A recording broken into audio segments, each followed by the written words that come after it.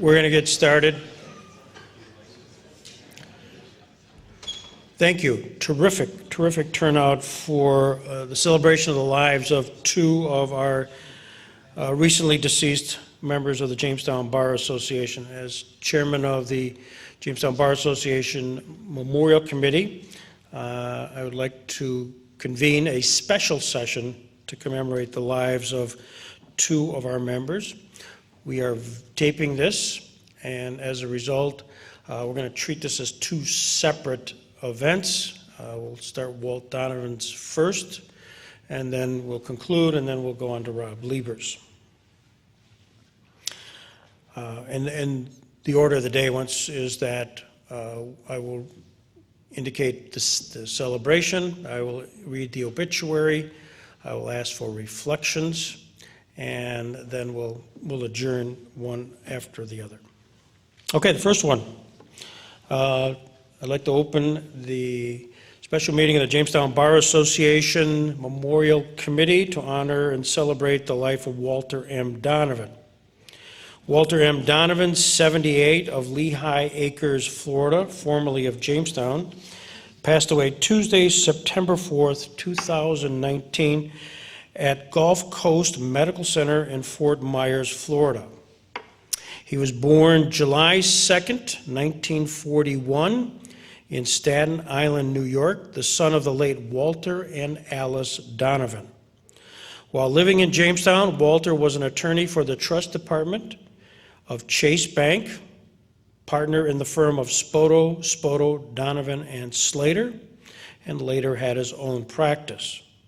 After moving to Fort Myers, Florida area, Walter continued his career in land title insurance. He is survived by his wife, Sandra, daughters Jennifer Donovan of Hilton, New York, and Aaron Donovan of Oregon, and a son, Matthew, of Trumansburg, New York. He also had and was survived by 3 grandchildren. At this time, I'd like to pause and see if anyone in the membership would like to have a reflection on Walter, and I know some have approached me to do so. And if you would come forward just so, again, so we can capture this on the film for the family. Richard?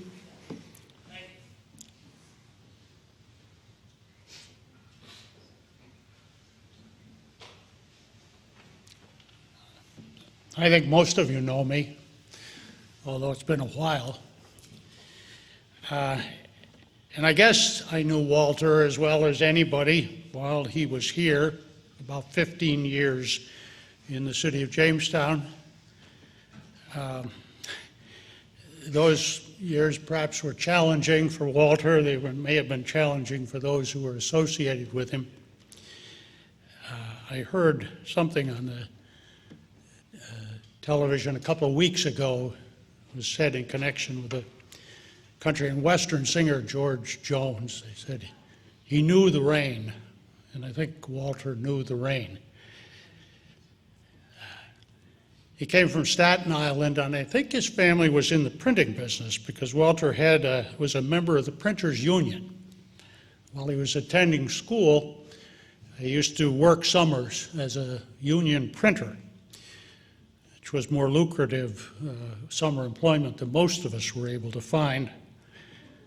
He also was an accordion player, a talent that he used to demonstrate under certain circumstances from time to time. He attended Marquette University, I think class of '63, and then he went on to Albany Law School. He was an outstanding student at Albany. At the end of his second year, he was elected editor of the Albany Law Review, which I believe is an honor that is extended to the student who stands first in his class.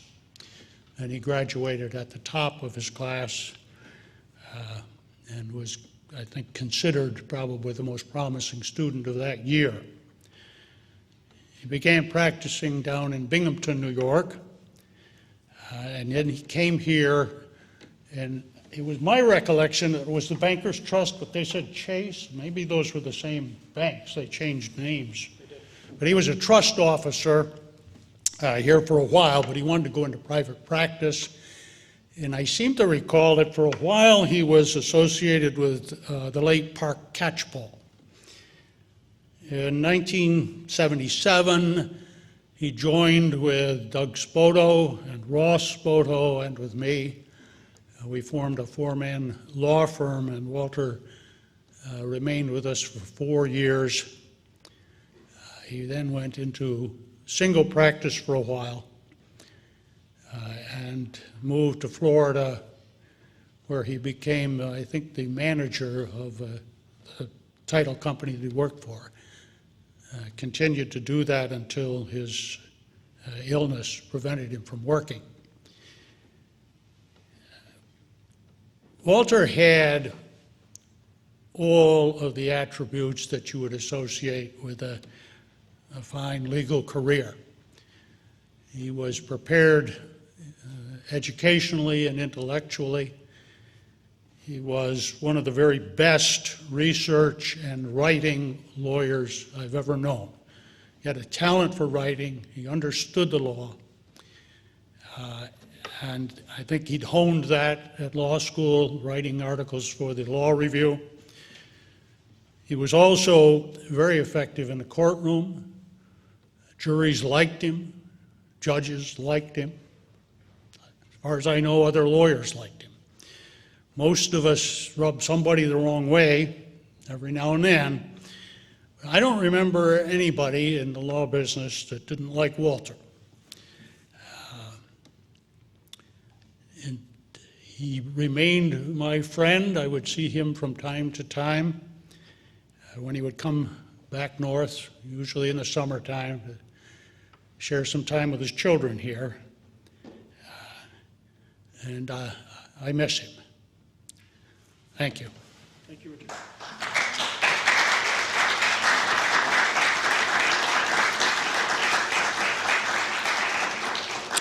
Anybody else would like to share a reflection? Dale?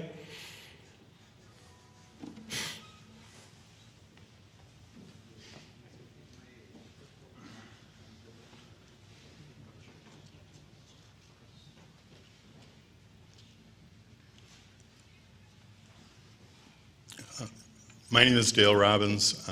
I had a lot of experiences with Walt, particularly in the later part of his career in Jamestown. He was a mentor in a way for a lot of young lawyers when I first started practicing. He's very intelligent, as Richard said. He was very likable. He always was willing to give you a little advice and an opinion and explain to you when he was on the other side of a case why you couldn't succeed. But he always showed you the greatest respect and the greatest decency as a lawyer. As time moved on, and I want to fill in on something that Richard touched on only vaguely, Walter left the community and moved to Florida. That was because of an illness which he suffered from, and from which he worked very hard to help others overcome. He was an amazing person. I had a close friend that he worked very closely with and very hard to help, and did an amazing job with him, and as a result, that person remained sober for 25 years.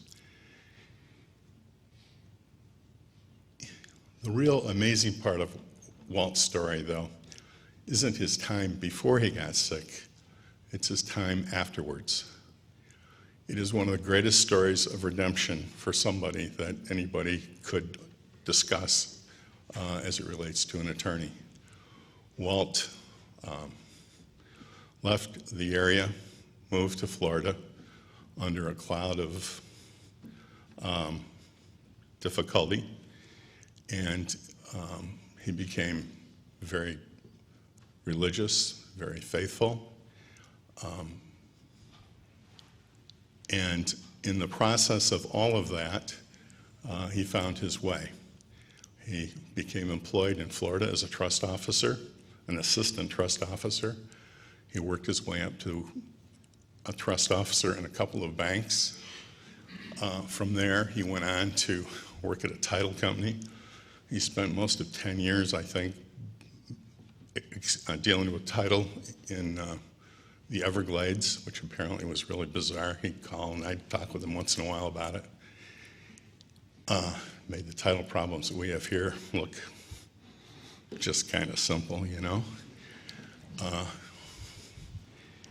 But it was amazing because as he moved on with his career, he not only worked for the title company doing searches, but he worked his way to being the head of the Old Republic Title Company of Florida.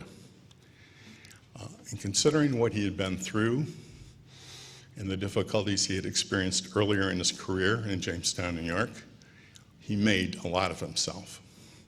Stayed active playing softball, stayed active in his community. Sandra was an incredible support to him, and they not only loved each other, but supported each other beyond the normal. Every year when he would come back here to see Richard and be with his children or whatever, he always stopped and saw me. I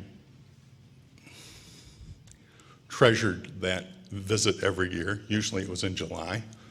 We'd talk for half an hour and off he would go. But it made me feel like, as a part of my life, that I'd had something to do to make a difference in his. And whenever anybody does that, it's truly, truly heartwarming. Anyway, I will remember him fondly, and as an example of what redemption is and how people can pick themselves up and do good. And he's an incredible example of that. Thank you.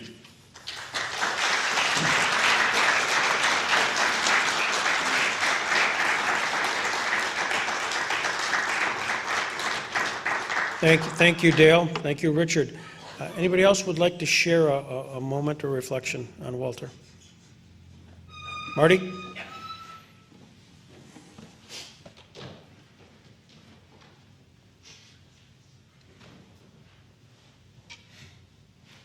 I'm Marty Idzik. These guys are tough acts to follow, so I'm not going to try, but certainly what each of you stated is certainly what my recollection of Walter is. I moved here in 1979, and Walter was one of the favored attorneys in our office. He, Sherry Cadwell and Greg Peterson, Walter used to drop by quite a bit. It might have been due to the fact that Sherry had hired a couple of good-looking blondes who worked in the office at the time. I'm not sure that was it, but one of the things, though, my recollection is he was so welcoming to me and my family, and I did spend time with him socially, and I was in on one of those accordion sessions, as I recall. I took the accordion at one time, but I dropped it. So, and he was such a fine guy, and I thought, especially with the staff members in our office, I know they loved him. They were happy when he came in. He was all smiles. They were all smiles. He really was a wonderful person to everybody he encountered. He always had a smile on his face, and you had a smile when you saw him. You were happy to see him. And also, when he would come back to Jamestown to visit, he would also drop in the office of Phillips Lytle to say hello to all of us. And his former secretary, Joan Richards, came to work at Phillips Lytle. Walt called me and recommended her, and we hired her after he closed his office, and they always were so pleased to see him. He was just a great guy.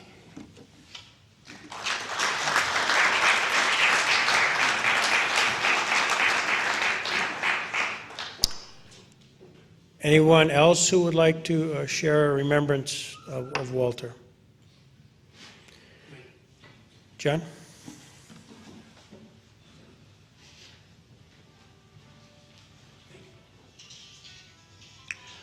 Good morning. I'm John Plum, and I just have one True story, but somewhat funny story. We were adversaries in a great big case in city court. I think Judge Tubi Scarpino, around 79 or 80. How we ended up in court, I don't know, but I think we both had stubborn clients. Nobody wanted to give. And the facts were relatively simple. Walt was representing a delicatessen owner who had a meat cutter, a slicer, who sliced your ham and the turkey and what have you. And I was representing a little company that had sold it to him. So I don't know, it might have been an argument at UCC about fitness for a particular purpose. But the gist of it was, the blade wasn't sharp, and it wasn't cutting the meat. It wasn't cutting it thin enough, I guess. So we argued this before a jury. And Walt was a really good trial attorney, and I thought I was getting beat pretty good by him all day long until closing argument. And in closing argument, he stands up in front of the jury. He's got a brand new white shirt on, which is what we always used to wear before juries. And he holds up the meat cutter to explain how it was defective because it wasn't slicing things appropriately. At which point, he cuts his thumb and the blood starts to trickle down onto the white shirt. So I won't tell you how the jury ruled, but afterwards we went over to Lissandro's and both laughed our heads off. So, thank you.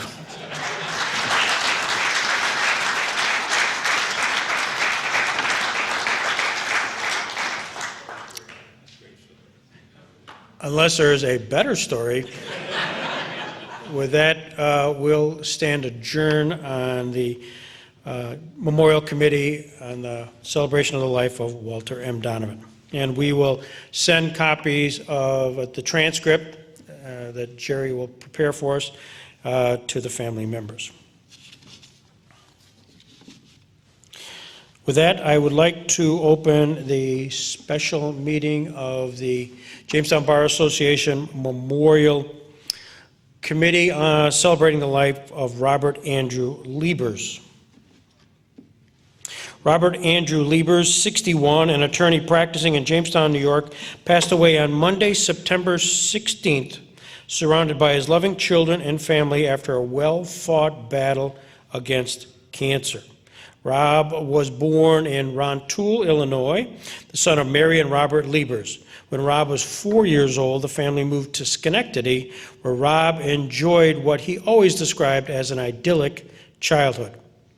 A graduate of Linton High School in Schenectady, Rob earned a Bachelor of Arts in Sociology at the University of Rochester and a law degree from Case Western Reserve University College of Law in Cleveland, Ohio.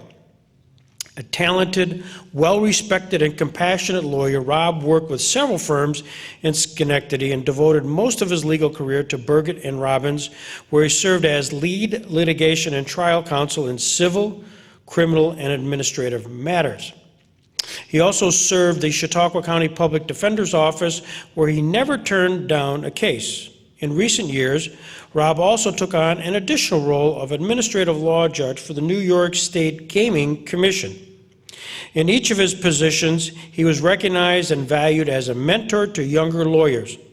Not only was Rob held in high regard among his colleagues, judges, and clients for his legal skills and experience in Schenectady, Jamestown, Buffalo, and Erie, Pennsylvania, but was best known throughout his career for his integrity, dedication, and kindness. Rob was a lifelong sports fan with an encyclopedic knowledge of sports of all kinds and at all levels. I'll draw your attention to his extended obituary with regards to his accomplishments in that realm. He was also a dedicated member of his community in other ways. He was an active member and lector at the Saints Peter and Paul Church in Jamestown. He was also active in the Jamestown Bar Association and was awarded the Bar Association's Community Service Award in 2013. Rob was survived by his children, Christina Schrober, R. David Liebers, Britalina Marcello, and Andrew Liebers, and 4 grandsons. I would also like to read correspondence.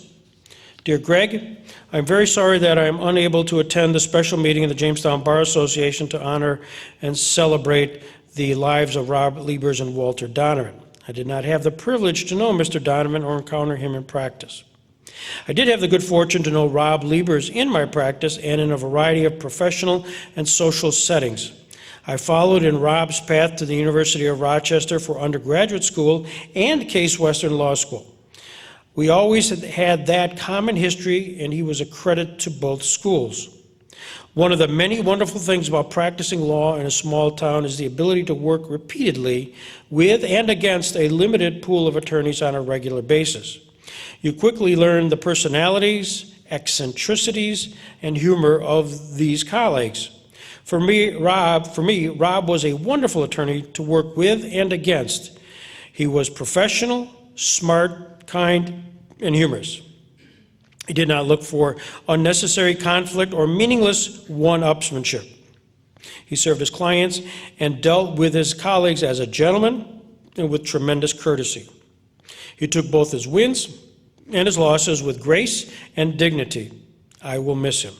I respectfully request that this letter be read into the minutes of the JBA to memorialize the loss of our friend and to esteemed members of our Bar Association. Very truly yours, Stephen Selstrom.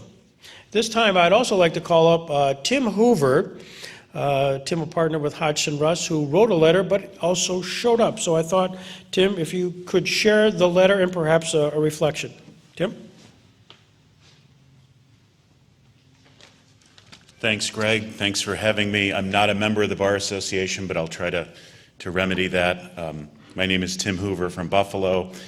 I wrote a note to some criminal defense lawyers in Buffalo and Rochester the night Rob died that evening.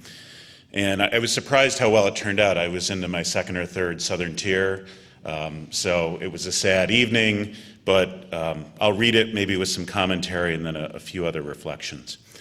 Rob died today. I met him around 2001 or 2002 when I was a young lawyer with the Federal Public Defender's Office in Buffalo. The case was a bank robbery that occurred in Frewsburg. Hard to imagine a place closer to Pennsylvania or more rural where 4 bank robbers would stand out more. 3 sitting outside in an SUV and 1 going into the bank and coming out with a weird bag. So it's not surprising that now the dye pack didn't go off. Sometimes they go off and the backpack's smoking. It wasn't that bad, but these guys were not geniuses and they were caught pretty quickly. Mark Malloy, a Buffalo lawyer of my vintage, had a co-defendant, as did his father, Jack Malloy. Rob represented our mutual client, so my bank robber client had a state issue and Rob was previously representing him, so that's how we met. All of the defendants ended up okay in federal court before the venerable Judge Elfin. There was no violence, there was no weapon. The FBI handled bank robberies back then, they mostly don't now. But Rob really helped, and I got to know him as we would go to Jamestown for the sentencing mitigation, interview the client's family. As I put in the note, we used to lug around a VHS recorder back then, and you had to find a plug to put it in. It wasn't the phones or anything like that. But I could tell from the start Rob wasn't your average person, he wasn't your average attorney. Rob applied for the federal court Western District's Criminal Justice Act panel fairly shortly after that and joined. In 2004, another client of mine, still a federal public defender, Chautauqua County resident and a nice person, unfortunately possessed child pornography, and he ultimately got a downward departure and a sentence of probation for Judge Scretany. But the Federal Probation Office made him register as a sex offender under New York's Sex Offender Registration Act. I couldn't do an Article 78 because I was a federal employee, so I recruited Rob. If it wasn't pro bono, it was low bono, to handle the Article 78. I believe it was before Judge Ward. He brought the Article 78.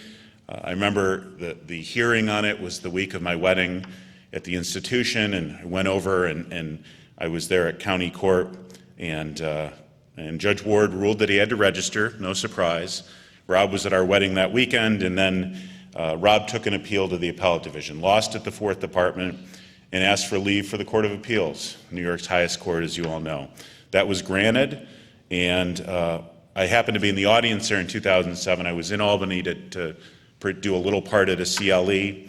that Vince Doyle of Buffalo had put on, and I got to see Rob argue at the Court of Appeals, the state's highest court, really a magnificent place. And the Jamestown paper, the Post-Journal, reported at the time, whether this is accurate or not, it was the first Chautauqua County case in some years at the Court of Appeals. This is a little funny vignette I threw in because it talks a little bit about Rob. The child of his that I knew was Andrew, because Andrew was still at home back then, his youngest. And we mooted the case in Rochester with some fine attorneys at the Monroe County Public Defender's Office, and we're driving back to Buffalo, and I'm going to drop Rob at exit 49, and he's going to drive back to Lakewood. Andrew called. So Rob takes the call, they chit-chat, it was a Friday, and they hang up. And really, like 15 seconds after, Andrew calls back and says, "Dad, can you pick up 2 pizzas from Quality?" And Rob said, "Of course." That was Rob in a nutshell. He loved Andrew, and he really helped bring him along, I think. So the Court of Appeals, Rob, we lost. I think Rob would say it's unfair to this day, but hey, it can be tough representing criminal defendants sometimes. Rob was a strong civil practitioner in Chautauqua County in Pennsylvania, but he worked just as hard and was just as accomplished on his federal criminal cases. He tried a massive, complex, difficult client Ponzi scheme case in Buffalo around 2012, 2 or 3 week trial, really complex facts, $1 million loss. People in Mayville and Jamestown and Lakewood, including judges, loved him, as evidenced by the Moonbrook fundraiser last fall. And that includes federal judges in Buffalo. And look, it's a good place to practice, but it can be tough if you've been there, if you're kind of new. And Judge Scretany, Judge Villardo really enjoyed having Rob in their courtroom. Rob was a great runner and athlete, Schenectady native, U of R grad, lovely person, a father and grandfather, and of course he was back at Strong in U of R for his toughest fight. I remember driving to Westfield on a Saturday morning around 2006 to see Andrew play, I think it was a junior high game against Westfield. And Andrew just got in at the end, but it was a classic, to me, Chautauqua morning, October, fog, dew, a little bit cool. We each had coffee, and Rob was really proud. It was good enough for him that Andrew got in a few plays. So what are the lessons I draw for Rob's life? I mean, beyond the obvious ones, he had a heart of gold. He was a fantastic lawyer and father. Embrace life's randomness. If it wasn't for that bank robbery, I never would have met him, and as a result of that, a wonderful friendship blossomed. 2, don't be afraid to try new things. When he applied for the federal criminal defense panel 18 years ago, he was probably 43. And if he never did, you would all still be here, and he still would have had an incredible career. But the clients in Buffalo, the judges, and the fellow lawyers benefited from Rob and what he did. And we're going to miss him. His reach extended beyond the wonderful work he did here. Oh, I remembered the third thing. He's, to me, the epitome of what I aspire to be as a private practice trial lawyer. Successful, have good paying clients, business clients, but also make an impact in other ways. For Rob, it was all the other ways: the running, the community service, the pro bono. Can anyone identify a case he ever turned down or someone in need? I don't think so. He helped a lot of people, and he'll be really missed.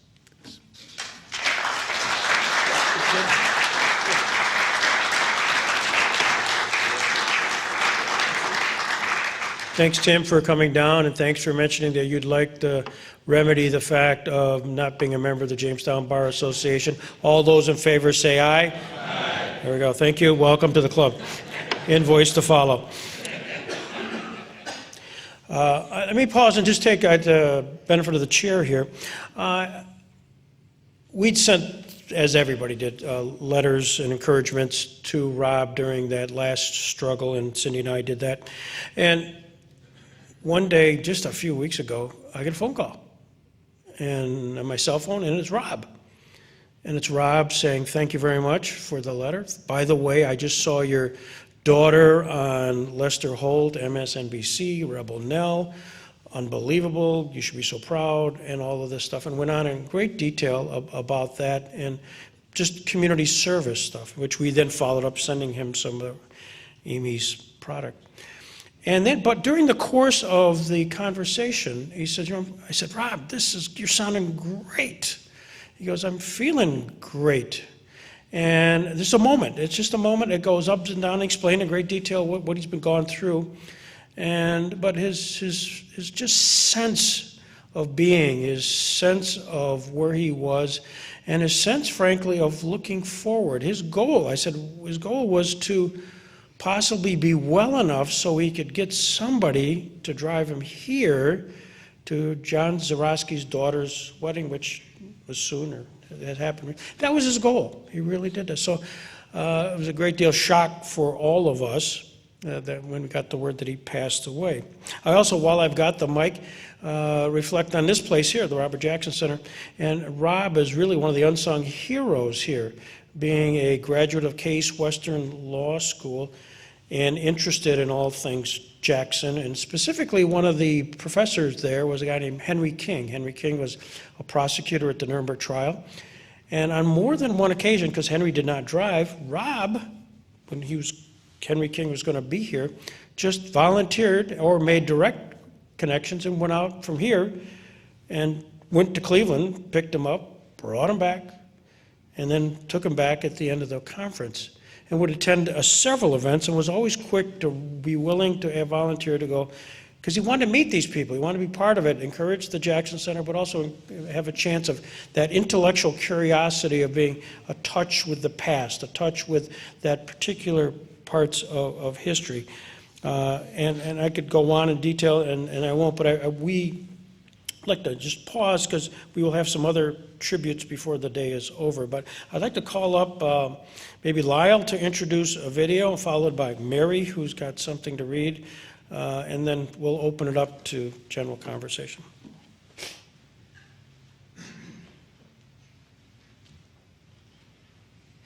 I'm Lyle Hoydu. Rob was my colleague, friend, and for about 7 years he was our next door neighbor on the lake. And we had a lot of great times together. One year in particular, there were 12 of us, and we all started to train together for the Marine Corps Marathon and 10K down in Washington, D.C. And which is in October. And then at the end of the race, we went and we talked with everyone who had done it, but Mary had interviewed Rob and kind of chronicled what kind of a year he was having. So it's a 6-minute video, and it's a great way to remember Rob at his best.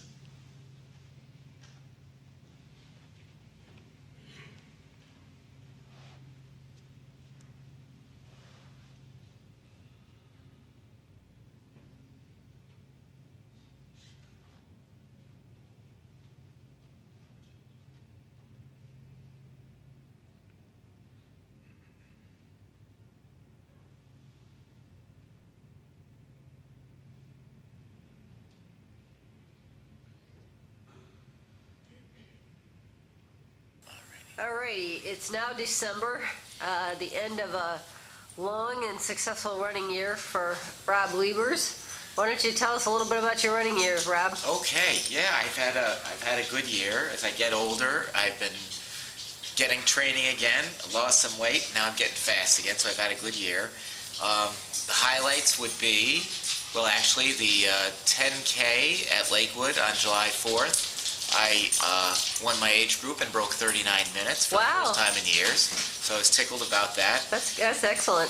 And then my next race was the National Masters Track and Field Championships in Cleveland, where I ran the 1500 and I ran 450 and got 12th among all the old guys in the nation, so that was pretty cool. That's impressive. Yeah. So you're ranked nationally.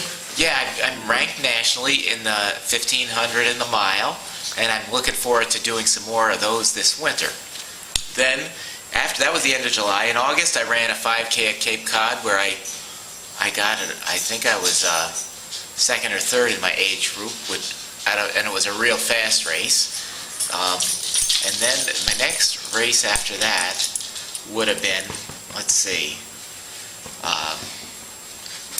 in September, I ran the 5K Masters National, or in October, I ran the Masters 5K cross-country championships in Rochester, which was a nice highlight because Joan Benoit Samuelson was in the race.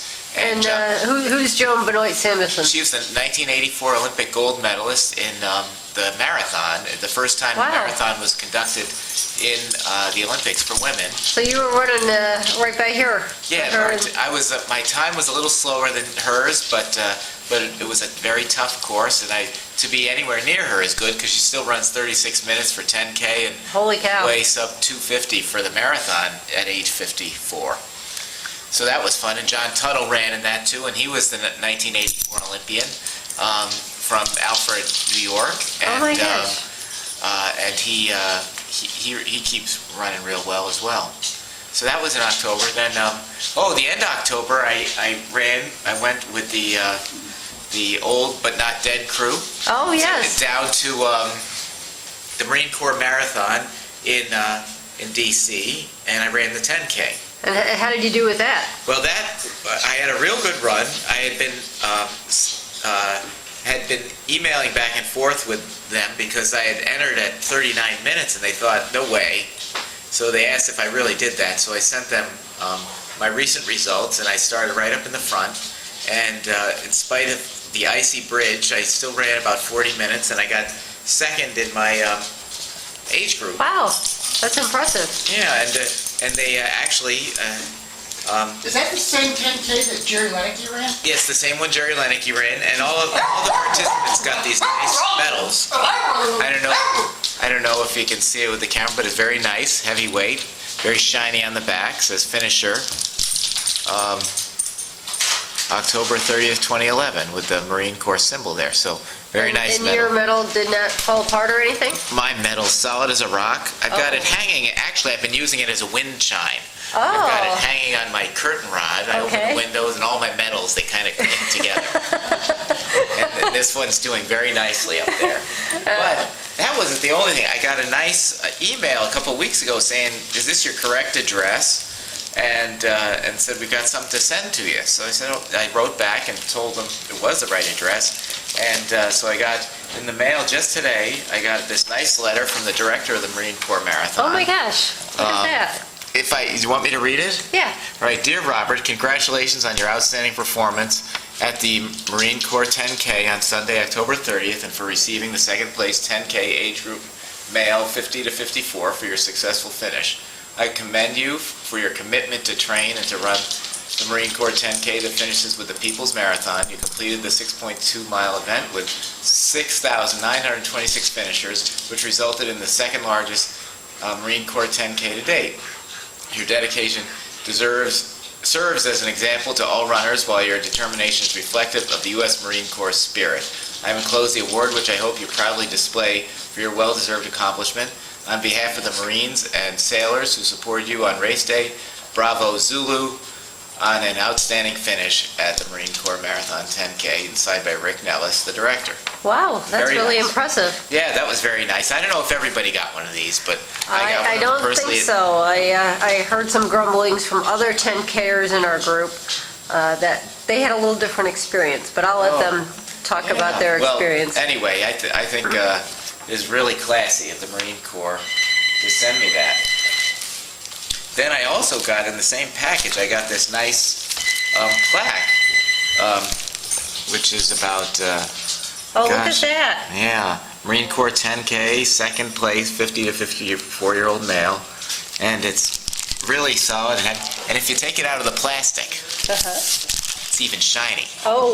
Look at that. Look at that. Shinier than even the metal.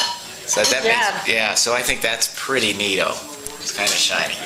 And so I'm going to hang this up, and I also like to thank myself. I want to thank the old but not dead team for giving me all the support and encouragement in this. And we had a very good turnout. And the 10K, we had, I think, 4 finishers.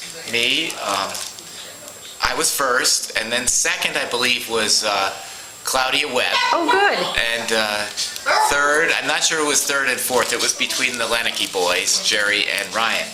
And so we had a nice turnout, and we all met up afterward and waited for the marathoners. So that was quite a great day, and So people actually did care about your finishing time, even though you were a 10K. yeah, in fact, one of the other neat things is that that by wearing the jersey of the Fisher House, when I was finishing, they were announcing Robert Liebers from Team Fisher House. Oh, Kind of a neat. on the big Jumbotron they Yeah, the announced jumbo, you. yeah. Oh, good for you. It was kind of neat. So it was there are a lot of special things that the Marine Corps did for me on that with that race. Well, that's impressive. Now, did you have any other races that you did this year? Yeah, I just did one more. Well, I ran on Thanksgiving in Schenectady at my home race, and I ran 18:40 for 5K and got second in the 50 to 54 age group, which was good. Wow. And that was they have a lot of young, fast people there. And then my last race was just this past weekend, Sunday, I ran the Nittany Valley Half Marathon. And that's held down in State College, PA, and it's a really hard course, and it had some big shots in that too. The man who won it, Luke Watson, was an All-American at Notre Dame, and he's preparing for the Olympic Trials Marathon in January. Holy cow. And then the woman who won was Rebecca Donahue, who is one of the top 5K runners in the country. So it had a good field, and I had one of my best half marathons, and I actually, as my award, I won this neat bobblehead. And I think I'm going to name him Jerry. Very apropos. Yeah, there we go. Kind of looks like it. Well, you had a great year, Mr. Liebers. Oh, well, thank you, and look forward to running with you guys in 2012. Thank you.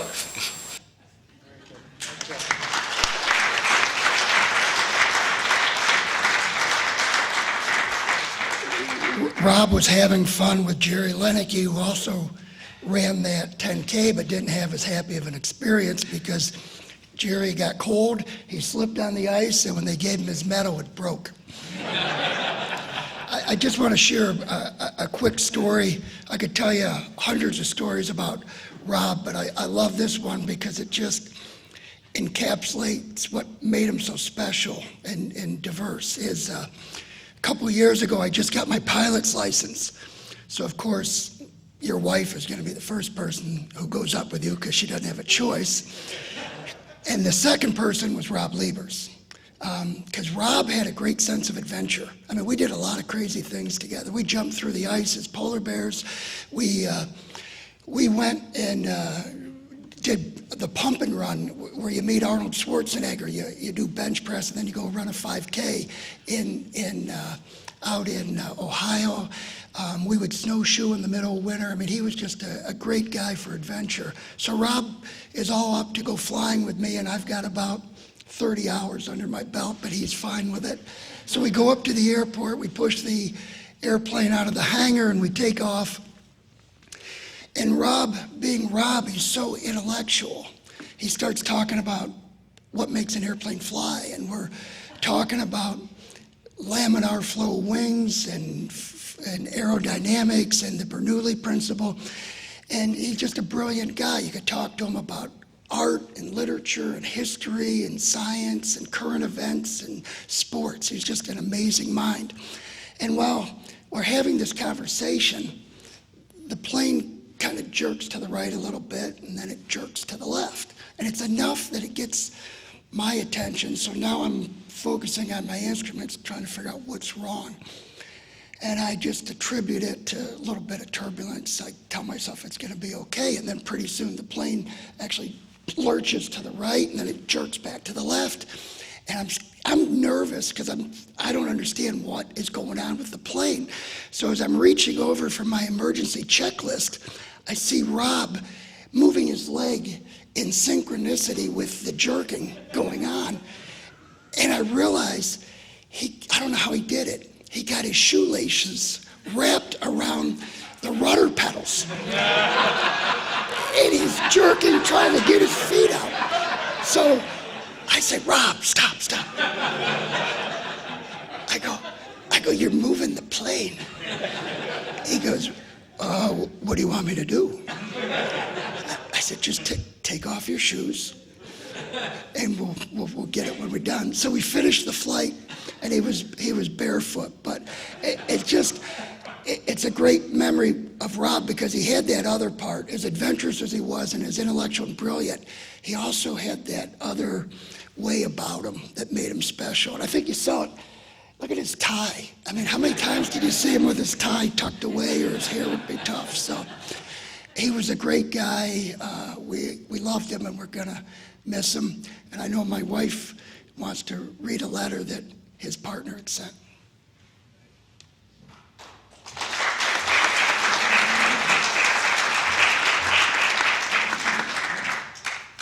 Good morning, everyone. I'm Mary Hoydu. I have a letter here from Ken Lasker that he asked me to read. Friends and members of the JBA, it is with a heavy heart that I offer condolences on the passing of my friend and former partner, Rob Liebers. I still can't believe that he's gone. Rob has been in my life for a long time, and we texted and talked often, even during this last year, during his treatment and after my move west. A little over a week before his death, we were texting during the Bills game. When I asked how he was feeling, he said that he was fine and went on lamenting a poor Josh Allen throw. And all the time that we talked this summer, he would want me to tell him about my kids and grandkids, and always tell me not to doubt my decision to move closer to them. He would tell me about time spent with his grandson and about visits with family and friends.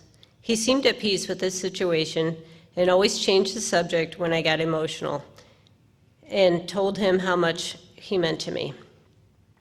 I remember the first time that I talked to Rob. It was in the fall of 1987, and I wanted his opinion on joining the firm and how he liked living in Jamestown. We talked for over an hour. He later called me to tell me that he would be moving home, but that we should keep in touch.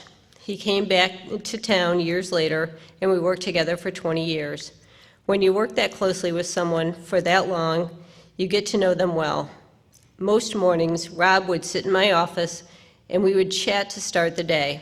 We'd talk about cases, politics, sports, and family. He always had a good knack for pointing me in the right direction on a case. He would get excited about some criminal case that he was defending, even on those cases where the guilt was overwhelming for his client. He would always talk about how badly he felt for his client's situation and how lucky we both were to be raised by nice people in good family situations. Mostly we talked about our families. He adored his mom and dad, siblings, nieces, and nephews. He loved his kids and grandkids with all his heart, and he was excited and interested in hearing about my family as well. We shared good family times like grad parties, graduations, and good report cards. And we shared the sad times as well for both of us. When my dad passed away and when my son was diagnosed with cancer, Rob was there every morning checking on me, making sure that I was okay. I will always remember his kindness to me during those dark days. When he had struggles, he would pour his heart out to me as well. He was such a sweet man in every way. Rob had a way of lifting your spirits. He cared about people. He told me many times how much he cared about many of you here today. He loved his running friends, his colleagues, and his faith. I miss my friend very much. There have been many times over these weeks where I have thought to call or text him. My heart goes out to his family and friends and all that loved him. Rob was as kind and sweet and caring as anyone could hope to be. Bless you, my friend. I will be forever grateful that you were such a big part of my life. Ken Lasker. And I would just like to say, Ken said that very well. Rob was a wonderful person, and I wish him Godspeed.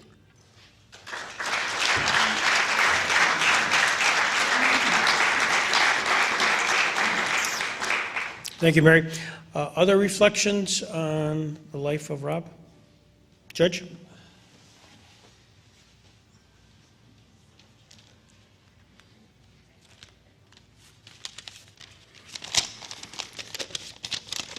Judge Don Lamancuso, Jamestown City Court.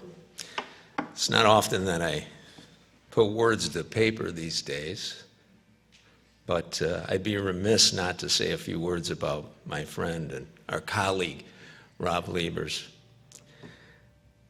My fondest memories of Rob was seeing him coming through the back doors of the courtroom. He'd both be at full stride, flying through the doors like he was rushing to catch a train. We all knew that he was probably up at 5 a.m., driving to Buffalo for some federal court assignment and rushing back to city court, where he usually was 2-3 days a week. Rob never refused an assignment, and no one ever represented a client better. I picture him coming through the doors of the courtroom.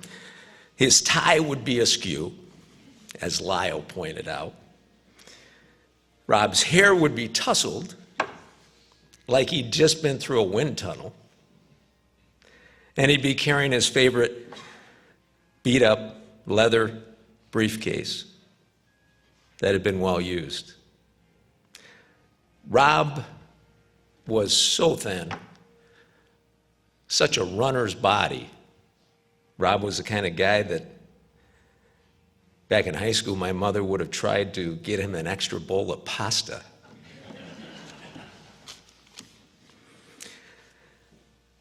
Rob was the epitome of an advocate. He cherished the role zealously, advocating on behalf of his clients, and we all highly respected him.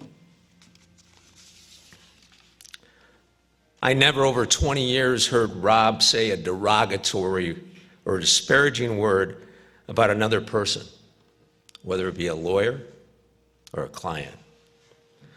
Nor did I ever hear over that time period anyone say a disparaging word about Rob Liebers. Rob was respected by all that he came in contact with, friend or foe.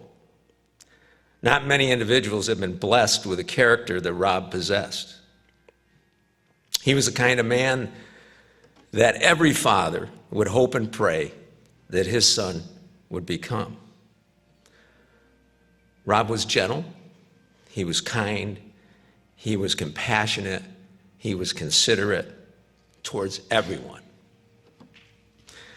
Just a year ago at a fundraiser for Rob, I made an observation which will forever be as I remember my friend and colleague, Rob Liebers. Rob Liebers was to Jamestown as George Bailey was to Bedford Falls, and It's a Wonderful Life. So many of us, and many others in this community, that Rob came in contact with are so much the better off for having the privilege to have known Rob Liebers. I know I am. Rob liked to ask and talk about a trip some years ago I took with a family to Sicily. As his friends say, he was always inquisitive. He was very intelligent and very well read. So we would talk about the history of Sicily and the Italian culture, and he liked a few words that I would throw at him. So for you, Rob, my friend, Asa Benedica, which is a Sicilian blessing, may God bless you, and tutte cose bene, everything is well. Thank you.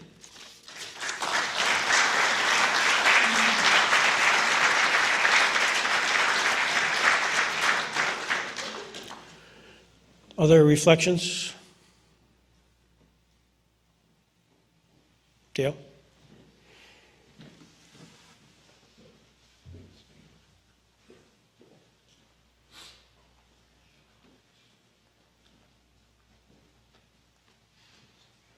Lyle and Mary, wherever you are, that was the greatest 6 minutes of a long time. And it was so Rob. An amazing, truly amazing person. Before Mary was there and Ken was in our office, Birgit and I hired Rob to come join us in Jamestown from Cleveland back in 1983 or 1984. And Burgett, being who he was, he wanted to make sure that Rob could handle a trial. So the very first case that came in that Burgett thought was appropriate was a case that came in about 4 months before he'd be admitted. He'd passed the bar exam, but you go through that period where you wait. It involved an animal, a dog, down in Kennedy. And the dog had been charged with being an unsafe, dangerous animal. And the complaint had asked for extermination of the dog. So Rob immediately started out representing underdogs. And he went down, without being admitted, tried the case, and there was nobody to file a grievance, obviously. And he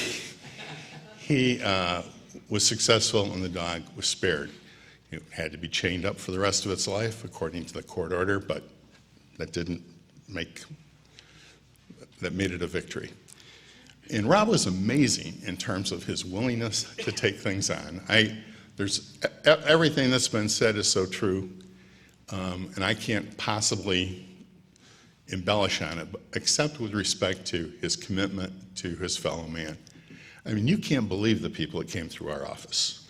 You know, he had one guy who probably threatened to murder him 2 or 3 times because he hadn't got successful results for him. Rob didn't care. He came back in again. Rob's representing him. I'm looking at Rob going, you know, are you crazy?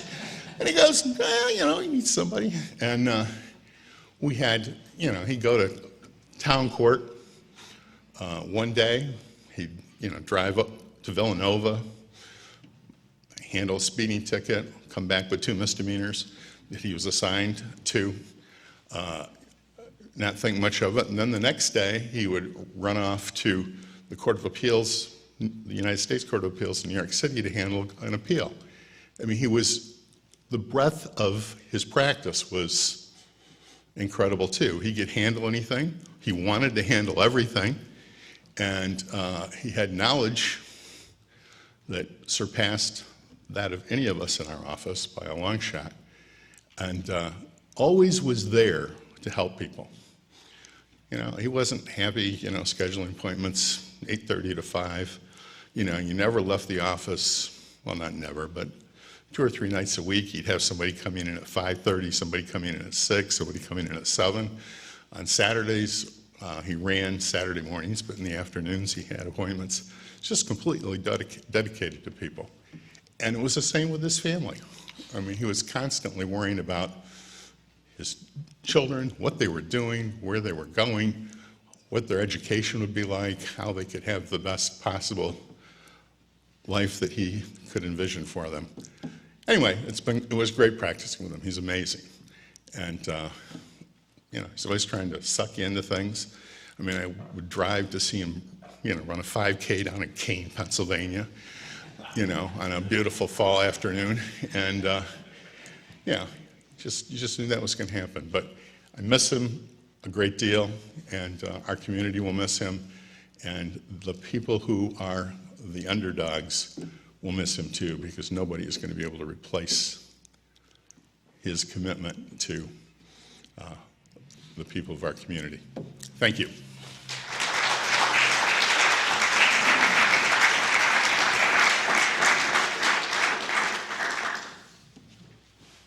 Neil?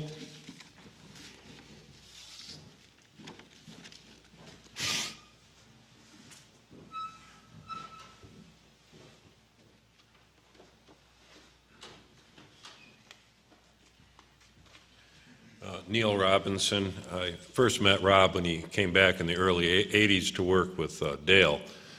And I've always thought Rob was just a wonderful human being. I had the experience of appearing against Rob in his first jury trial. It was in the town of Bustye in the early 80s, and I was prosecuting a DWI case, and Rob was representing the defendant.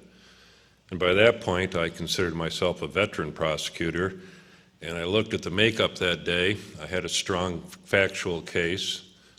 The jury was seated. My high school football coach was on the jury. The judge was a very good friend of my parents, and I'd known him most of my life. So it was starting at 1:30 or 2 in the town of Bustye with the jury, and I thought I'd be home by 4.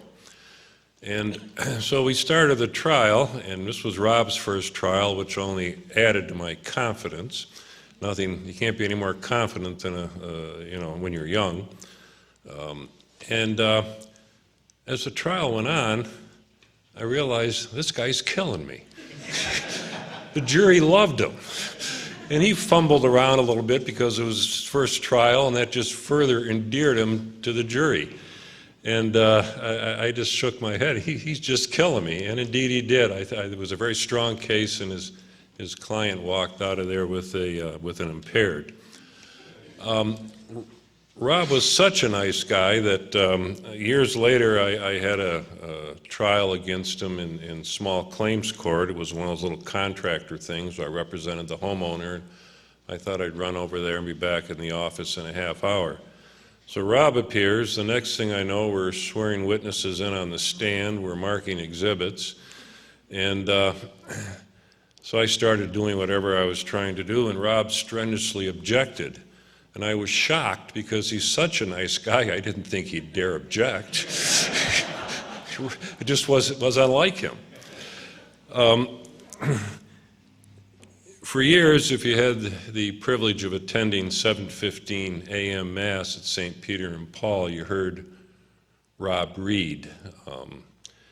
And he would read every Sunday morning the words of Jesus when he read. And I just know that now he's up there discussing those words with Jesus. Thank you.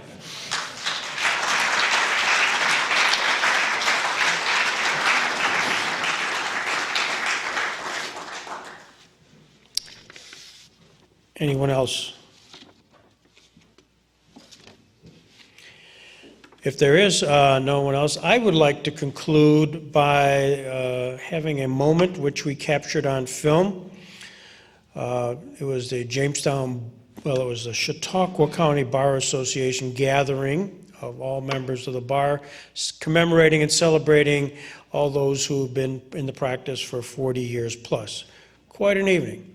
As you recall, those who attended, Peter Clark spared nothing. And but we concluded with a benediction by Rob. So I want to show that, and we'll conclude on that basis.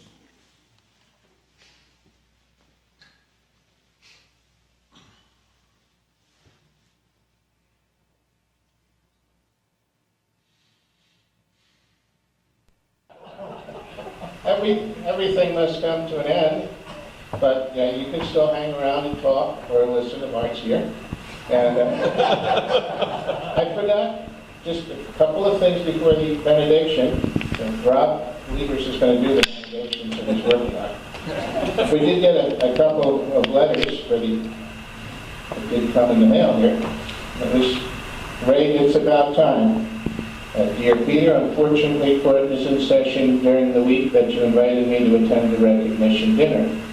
I would like to express my heartfelt appreciation for the years of service of the members of the bar in Chautauqua County. I wish you all a good evening. I think it was a little expensive to come. Sincerely, Jonathan Littman. P.S. Please tell Art Bailey to keep the memos and criticism coming. We had one more letter. It's about time. Funny to call it that. It came to me one day. I was going to call it A Night to Remember, and then I saw the Titanic movie, and I said, no, I changed that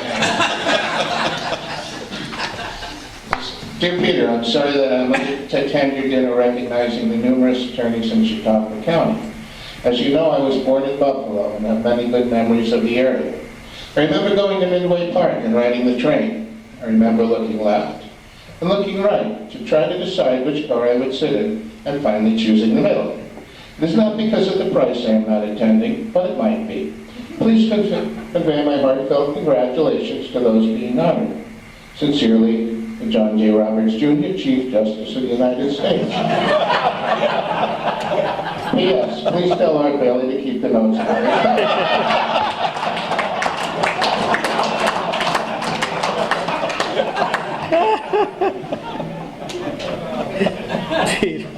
At this point, we'd like to introduce Rob Liebers. For those of you who don't know him, that's fine.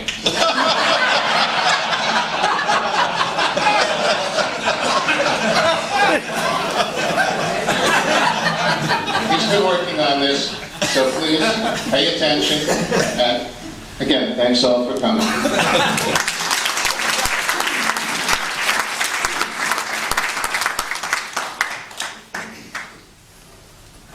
Excellent.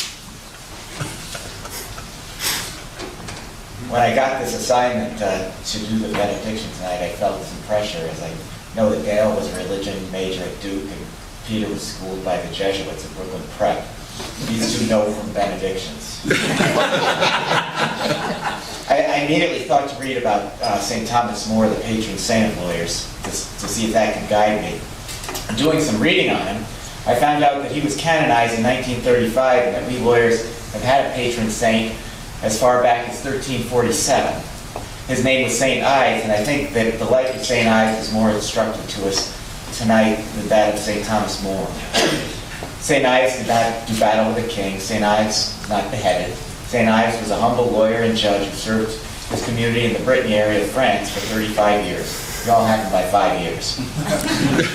Professor Wigmore wrote of St. Ives. He was made a calendar saint, not because he was a martyr at the stake, nor merely because he was a faithful servant of the church, but because from his adult youth for 35 years he lived consistently an ideal life of service and sacrifice in the cause of justice. In short, he was declared a saint in heaven because he had lived a saintly life on earth. And he pursued this career as an ordinary man amidst the very same everyday conditions that surround any lawyer and any judge at any time in any country. Well, may he be enshrined in our aspirations as an example of the ideal of justice attainable in real life by a member of our profession. Tonight we honor our lawyers who have served our community for 40 years. They've been doing just what St. Ives did, humbly serving their community as lawyers and judges.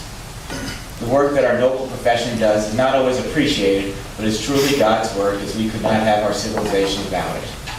It is right and fitting that we recognize their service and the wisdom that they have imparted to our community. We all pray that we might go forth and serve our community with the dignity and skill of those we honor tonight. Thank you. Very nice.